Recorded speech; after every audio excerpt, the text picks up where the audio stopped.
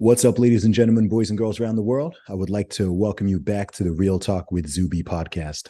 On today's episode, we've got on another fantastic guest, and this is Miss Gwen Carr, who is the mother of Eric Garner. Welcome to the show, Miss Carr. How you doing? I'm doing good. Thank you for having me. It's a pleasure.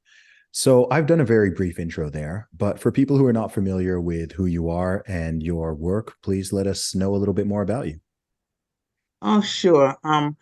My name is Gwen Carr. I'm the mother of Eric Garner. And for 9 years, going on 10 now, I've been advocating for justice and not only for myself, but for others around the nation.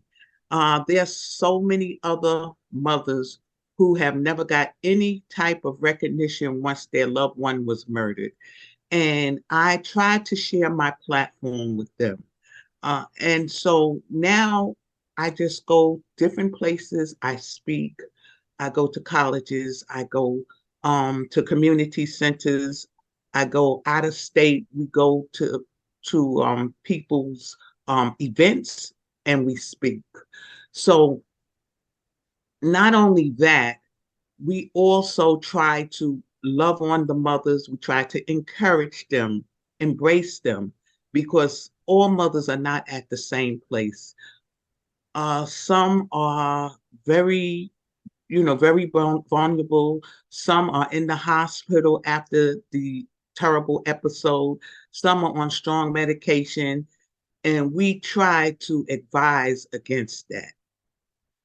Also, I advocate for law changes. I've gone to Albany, which is my state capital, to advocate so that these terrible things won't continue to happen. Even though we know they still continue to happen, but there's a lot of work to do.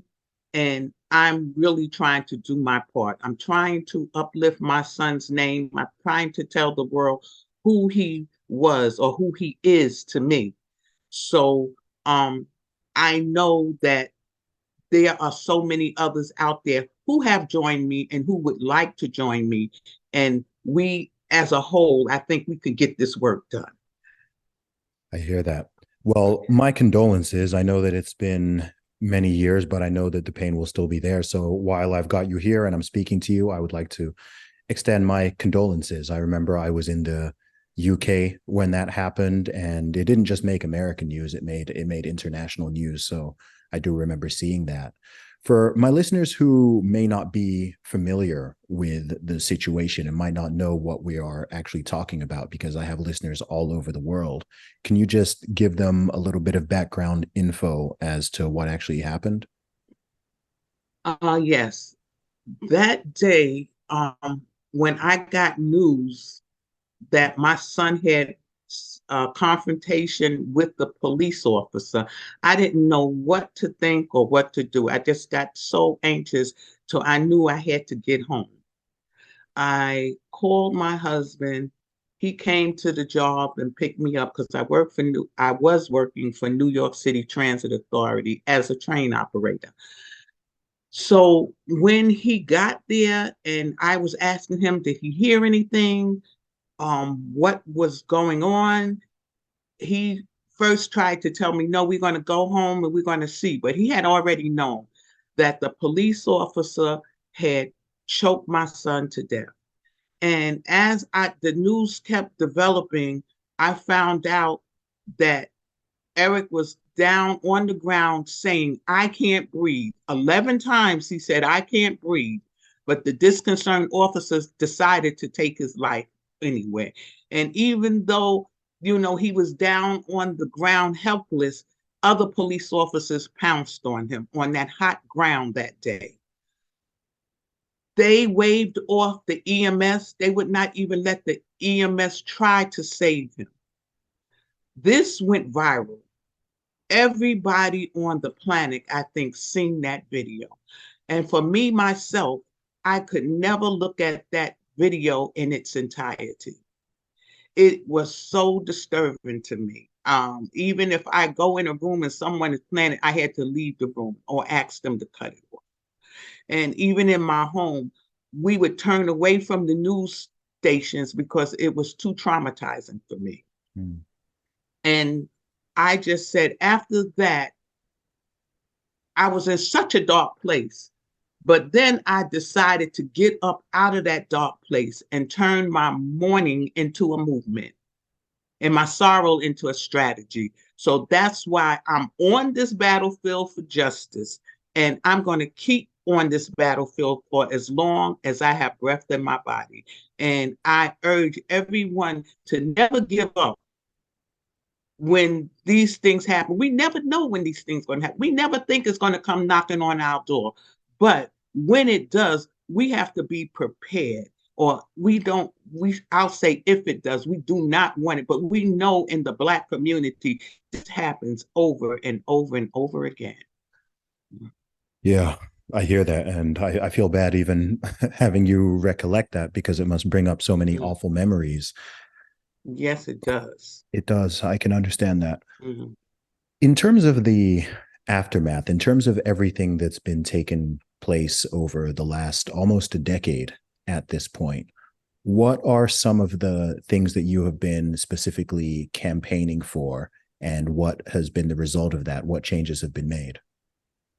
Well, I've actually been campaigning for the laws to change, and I have gotten some laws changed collectively with other mothers. I've gotten the Eric Garner anti-chokehold bill passed, um, the right to know bill passed, and the STAT Act bill passed. Now, what the STAT Act is when our loved ones are killed senselessly, we want to know everything. They're telling us that it's not, they don't keep records of it, which we know that's a lie. Every officer has a sheet, has a folder, and everything is kept in that, whether it's good or bad. So we want to know the race of the person. We want to know if that person was mentally ill. We want to know the age of that person, and was that person armed or unarmed when he was taken down. So these laws are on the books, but the laws on the books is no good if they're not enforced. And this is what we are fighting for now, to get laws enforced, not just on the books. So the chokehold ban, first of all, is that a state level thing, or is that federal? Is that around the whole country? No, it's only statewide as of now. We're trying to get it nationwide. That's with the George Floyd Policing Act. It would be a nation, if it was passed, it would be a nation law. But right now it's being blocked. Um, we can't get it to get passed in both the House and the Senate. And the reason why I think it's not getting passed is because of that, because of the police officers, they don't want to get sued individually, and that's in the law. That immunity, that qualified immunity, that's what it's called. Um, they keep questioning the qualified immunity, but I think that's such an important part in that law, because a police officer would think twice about murdering our loved ones if that qualified immunity piece was in there, because they could lose their home, they could lose their pension, they could just lose their livelihood completely. So I think even their wives would remind them in the morning when they left to be careful, Mm-hmm. because there is more at stake than it has been. And so now when the loved one is killed and they find that the police officers were at fault, who pays for it? We pay for our own loved ones because it's paid for by the state. Mm-hmm. The police funds pay for that, and it comes out of our money. So I think that, this is just disgraceful. Yeah. Am I correct in saying that in that specific case as well, the police officer was the police officer acquitted in that case? No one No, served the time for that, police did they? Or officer, after I fought for years 5 years, that police officer, that one police officer was fired. Nothing happened to the other police officers, and I'm still fighting to get them fired because they all was involved in my son's death that day. Yeah. And they keep putting me off, saying, "Oh well, we can't do anything else about the police officers. It's the expiration date has passed." I says, "No, I've been fighting this from the beginning, and there's no expiration date on murder." What do you think is the primary reason or main reasons why these type of incidents occur? I know that different people view this through different lens. There are people who think it's primarily a race problem. Some people think it's a police training problem. Some people think it's a human heart problem. I think there might not be a simple answer for this because, of course, each situation is different. But there have been multiple incidents clearly over the years, some of them caught on video, some of them not, where the amount of force used compared to what's actually going on or the amount of resistance is very, very disproportionate. I think we all understand that it must be difficult to be a police officer. And of course, there are times when they have to intentionally kill people because someone is out there trying to harm someone else and they need to stop an imminent danger or something like that.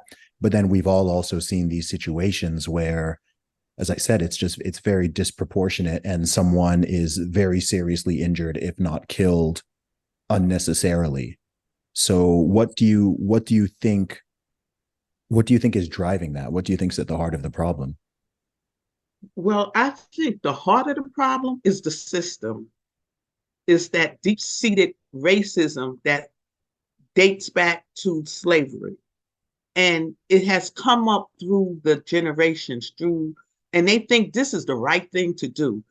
We are not even counted as a whole human being. Even in the Constitution, we are not whole human beings. So they feel like when they do harm to our loved ones or to us, it's okay, as it was in the past. And we just have to let them know it is not okay. This system is working as designed. It's working exactly like the way they want it to work. And we are the ones that suffered. We are the most impacted by this system.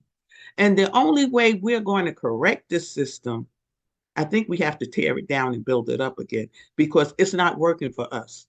We are treated so much differently in our neighborhoods than they are in our counterpart neighborhoods. If Eric Garner would have been a white man in the suburbs and allegedly that he was selling cigarettes, which he wasn't even selling cigarettes that day, he was just a target, it would have never, ever happened like that. And even if you speak to some of our Caucasians counterparts, they even agree with that. I know I spoke to one woman and she said, I never fear if the police stop me for a traffic stop. I never fear that I'm not going to walk away from that stop. I just say, oh, why don't he just come on, give me the ticket so I can get on my way. And it's bad that we have to fear every time we hear a police siren behind us in the car. That is totally, harassment. And it doesn't seem to get any better. So there's a lot that has to be done with this system. There's a lot of people who's at the top who have to take action in order to keep us safe on the streets. Mm-hmm. What are your thoughts on, of course, we know high profile situations of Black individuals, especially Black men in America being killed by police officers. What about the non-Black people who are killed? Because of course there are also many white people, Latino people, and people of other demographics who have been killed in large numbers by police, and oftentimes in situations which are totally unjustified. I ask that because sometimes I wonder. Again, I'm not an American myself, but looking at it from the outside in, it seems to be that yes, I think that racial components can obviously play a factor in some of these, but I've seen situations where that aspect is totally off the table. And the same type of thing happens, the same sort of behavior, the same type of brutality, the same type of unnecessary aggression. So I wonder if it's I mean, I think this is obviously a multifaceted issue, but just being aware of widening the scope even, and not just having the angry black parents, but angry white parents, angry Hispanic parents, anyone who's unjustly lost a son, daughter, sibling, whoever it may be, father, to these type of situations. I wonder if there could be some type of unity there where people are all speaking together to demand some type of reform, to demand some type of changing in the training, some type of changing in the hiring policies. I don't know what all the problems are in each of these individual departments, but I've seen situations where it's also very clear that the people are not well trained. And when they're not well trained, they're just reacting in a way that's overly aggressive, and people get hurt. Oh, yeah. Well, funny you should ask that question because we know that there are white individuals that are murdered unjustly too. And in our group, we embrace them all. It's not, it's mostly blacks because it's the, it's not the same equation as with the white people because there are white people who are in our group whose son was murdered because of mental illness. Uh, One had a dustpan in his hand and the cops shot him. Uh, he did not have to kill him. There are others. One was just on the street corner, mistaken identity. These things do happen, and one mother hurts just as well as the next mother. We know whether you're black or white when these crazy things happen to your loved ones. But we also know that they take more precaution in a white neighborhood than they do in a black neighborhood. And see, this is the problem. No one should be killed unjustly. But now there are situations where the police, and we've all seen it on TV, where the police would have been justified in killing an individual, like a white individual, but he didn't kill him. He might have shot him in the leg. They went out and they had their posse after them, and they took him alive. Um, One incident where the man had a arson of guns in his car, and they knew it, but they took him alive. So I just said, if that would have been one of us, and it was known that we had an arson of guns and we had hurt somebody, it would have been that would have been no contest. We would have been, you know, today's news. But it's so sad that we have to live this way. It's so sad that the police officers, and they speak of training. I don't think the problem is always the training. Mm. It's the mindset Mm-hmm. of the police officers. Because first of all, we have to change minds and heal hearts before these tragedies is going to stop. Because some police officers, they took the job just to murder us, I think. Just listening to some of the videos where a police officer takes a person down, he had a choice, but the choice was to murder this person. And I just think it's so sad, and it just has to stop. Yeah. And we, as a people, we have to do something about it. And we have to keep on moving. And we are saying we want to be nonviolent. But when your loved one is killed, that's not the first thing that comes up in your mind. Nonviolence is not the first thing. Maybe when you calm down, you says, well, let me think this through. But I even say, if that day, if I was there when that police officer was murdering my son, he would have had to murder both of us. Mm. Because there's no way I was going to stand by and let that man choke my son to death. So they probably would have probably been two of us down there. But you know, I think on a rational state, then I think on a realistic state also. So it's just like a catch 22. And I decided to do this the right way because it's more involved than just me. This whole thing is bigger than just me because when you hear the stories from other people, other mothers, other family members, the stories get worse and worse. A lot of people have never heard the stories. I've heard hundreds of stories now, maybe 1,000 stories. And it's just so sad. Yeah. Again, speaking as an outsider, I think, I mean, I totally agree with what you said about the mindset. I think a lot of it is a human heart problem.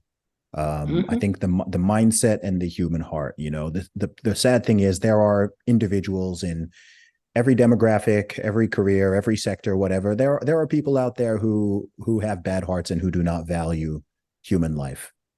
And if that person has a gun and a badge, then that is particularly dangerous, right? and So scary. yeah, it's scary at that point because there are certainly some police officers out there. Again, it's not even just in the US. There are police officers out there in any country who have no business being police officers, right? Their job, they don't view the job as serve and protect. They view it as, okay, I've got a power, I can power trip, I can tyrannize people, I can kind of be above the law because I'm the person who's supposed to be enforcing it. You see this all over the Mm-hmm, world. You've got places where police are basically gangs. They're extorting people. They're taking bribes. They're harassing people. They're doing all kinds of mm-hmm, crazy stuff. mm-hmm, Um, and so I think it's going to require a multi-pronged solution. I think something that's sad with these situations that I always see is it always gets unfortunately politicized immediately, right? Immediately sometimes before the facts are even out of the situation, it instead of people uniting and having that sympathy and trying to really see what positive solutions they can come up with, it just becomes another political weapon, right? The incident just becomes a thing for people to attack each other with and beat people over the head with and scream and shout at each other, sometimes causing even more problems and more violence than the initial incident itself. That's something I really see as an outsider, and I just think that is such a shame. And it seems like these type of things are going to continue to happen until people agree to sort of stop weaponizing it in such a fashion and actually come together and speak and discuss different solutions. And yeah, I understand it's a very emotive topic. I can understand why people get emotional, but if it's just totally driven by emotion, then it doesn't get resolved. I think people need to sit down rationally, regardless of what political side what they're on, regardless of what skin color they have, regardless of whatever, and just say, okay, do we all agree that we do not want innocent people, innocent American civilians to be killed unjustly by police officers? I think everyone can get on board with that statement. And then from mm-hmm. there, people can work forward. I think people can set aside the other differences that they may have and the other disagreements they may have and keep the pressure on that front. That's the way that I see it. That's where I think, okay, this is something that would really make a difference if you could just get everyone on the same page and keep them on the same page for some duration of time, not just for 4 hours until people start screaming at each other again. Um, Mm-hmm.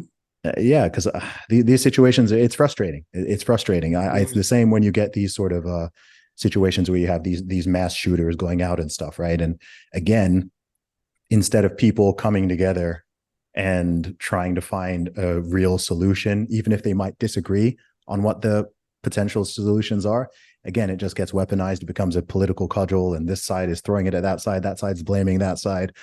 And Mm-hmm. people forget the actual perpetrator. People are no longer even blaming the person who did it. They're just blaming Mm-hmm. other people. And yeah, I mean, I'm not even there and I find it frustrating. So Mm-hmm. yeah, I just think that that's really what's needed. People need to talk and people need to sort of put their weapons down and focus on the issue at hand. Yes, you're so right about that. And speaking of the weapons, and they don't want to ban these assault weapons, and these kids are getting hold of these assault weapons and creating mass murders, and they're not even discussing. banning them or put more of a restriction on them is so horrible. And there's so many now in New York, we don't have gun manufacturers, but there are so many guns here, you know. And in other states where guns are legal, we know people are getting killed every day with those guns and assault weapons. And a lot of them we don't even hear about because it's in-house. It's the family killing the family, with these guns. And if they wasn't available, it wouldn't come to this point. And I just think it's so terrible about these. Do we need these assault weapons in our homes? I'm just terrified about it. Switching topics a little bit, what are your thoughts on this proposed menthol cigarette ban that the FDA is trying to push? I know that the primary demographic that smokes those particular type of cigarettes are Black Americans. Mm-hmm. So I've heard people saying that that's going to have a very disproportionate impact and potentially create more conflict. What are your thoughts on that? Well, I think that's true. Now, as for me, I'm not a smoker, never been a smoker, don't condone smoking, and I wish no one smoked. But I am against the menthol ban because it's going to cause unintended consequences.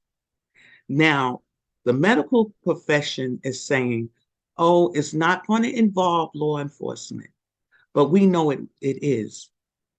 When the medical profession is ready to come down on someone, who are they going to bring with them? The police officers. They're not coming by themselves. And also, it's 80% of the Black Americans, the Black communities that smoke the menthol cigarettes. And this is where the problem lies. The, there's so much of an impact on the Black communities already. So why add fuel to the fire, so to speak? Now, I think that money that they're spending could be spent better. It could be for medical, for training, or for giving information out to the people who smoke. Because as an adult, if you want to smoke, you're going to smoke. So it's going to create even a more of a bigger Black market than already that's in New York. Already about 70 or 80% of the cigarettes that's coming into New York City is contraband, is illegal. So now that if you really can't go to the store and buy them legally, they're going to get, if you're a smoker and you're determined to get it, you're going to get it. And I told them they could come back to me with this conversation when you want to ban all cigarettes. Why aren't they going in Marlboro country? Why aren't they banning all cigarettes? Menthol never killed anyone. It's the nicotine and tar that's in every cigarette that's killing people. So to me, you are targeting a certain group of people. And when you are at a distance, you can't tell whether a person has a Marlboro or a Newport in their Mm. mouth. But being that you're in the Black community and you know that this is what's favored by the Black community, it's going to give you the right to go up to them. And they're not going to go up to them and say, oh, let me see what kind of cigarette you're smoking. They're going to use something else and then say, oh, you're smoking these illegal cigarettes.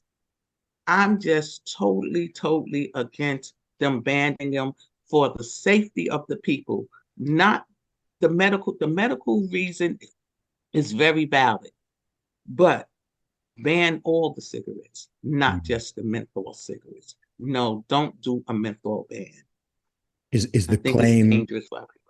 I did a little bit of research on the topic, and it looks like Mm-hmm. they're trying to make the claim that they're trying to protect the Black community. Of course, that's how they're framing it. I don't buy that for all the reasons you've just When said. have we ever came first? When have they ever tried to protect us first? Never. So why now they're saying they're trying to save Black lives? They're saying, oh, we're trying to keep the menthol away from the youth. The youth are not even smoking menthols anymore. They're smoking weed, and you legalize weed. Now, what's the irony in this? Yeah. I mean, makes sense. Oh Yeah. my goodness, Yeah, you take it's away very the bizarre. menthol and you legalize weed. I don't get it. Yeah. If the goal were genuinely trying to encourage people to take care of their health and to save human life, then that is really not the priority there. It's not. That's really not the It's not. priority. They'd be trying to Mm-mm. make the food better, encourage people to have better nutritional habits. I mean, cardiovascular disease is a rampant Yeah. killer. Diabetes is a rampant killer. Of course, cigarettes in general are a problem, but Yes, again, they are. I wouldn't support an outright cigarette ban because that's way too authoritarian. I think that should be people's free choice. But if the true motive were health, then that would be the move, right? If that was really what they cared about, they wouldn't just be like, okay, let's Exactly. pick out that one particular type. But it's a money factor. Mm-hmm. That's the whole thing for the cigarette manufacturers. But you are so right about that. If they cared so much about our health, why don't they put healthy grocery stores in our neighborhoods? Mm-hmm. Why do we have to ride all the way out to Trader Joe's or Whole Foods in order to get fresh cucumbers and not frozen that's been frozen and then put back on the shelf? Why is that? Why don't they come into our neighborhoods and try to put better community centers for the children?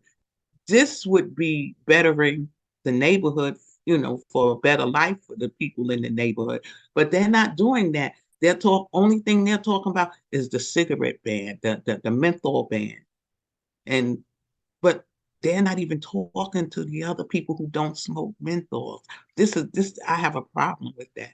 Yeah, I understand that. Gwen, I want to be conscious of your time. You've been very generous with it, and I think that the message that you are putting out there is important. Is there anywhere that you want to direct people to? Where can they keep up with the work you're doing, or the platform is yours? What would you like listeners to check out? Yes, I have an organization called the ERIC Initiative Foundation, and our website is ericinitiativefoundation.org. And you can look at our website and see what we've been doing over the years and what we continue to do and what we are trying to do. We're trying to save the children's lives. We're trying to show them that there's more to life than just the streets. We want to show them that they are talented individuals. We want to get mentors. We want to get mental health people to come in and talk to our children. And then we want to take them out and let them see what else is in the world for them. And we named it the ERIC initiative. It's always get this word mixed up, an acronym. I say antonym, I say everything, but it's an acronym for my son's name, which is Eliminating Racism and Inequality Collectively. That's what his name stands for. And I wish everyone would go to the website and go to the Facebook page and like our page. And then if you want to get involved, you can, because we are looking for volunteers. We are looking for people to help our mission along, because our mission in its whole is to save people, save lives, change hearts, heal hearts. So I just thank you all for listening to me. And I hope you have gotten something out of what I've said. And you can get in touch with us at any time. Go to our website, the ERIC Initiative Foundation.org. Miss Gwen Carr, thank you so much for your time. Thank you for coming on the show and for sharing your story. I really appreciate it. And thank you for having me. I appreciate you. No doubt. And good luck with everything you're doing. I think you're spreading an important message, and I hope people can put aside their differences and come together on this thing and, man, make some positive progress. I think it's long overdue. I hope so too. Yes, yes, that's what we have to do. Come together. No doubt. Appreciate you. God bless you. You too now. Bye bye.